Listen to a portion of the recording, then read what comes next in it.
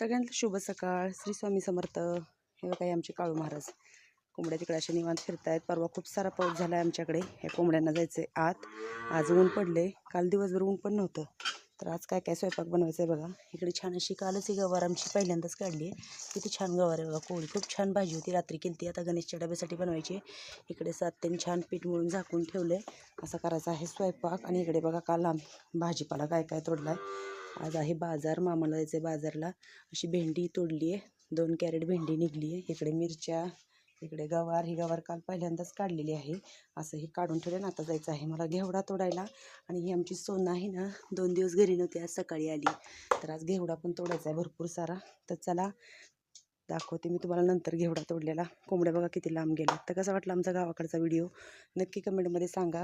आणि माझ्या व्हिडिओला नक्की लाईक करा. चॅनल नवीन असेल तर चॅनलला सबस्क्राईब करा. भेटूया पुढच्या व्हिडिओत.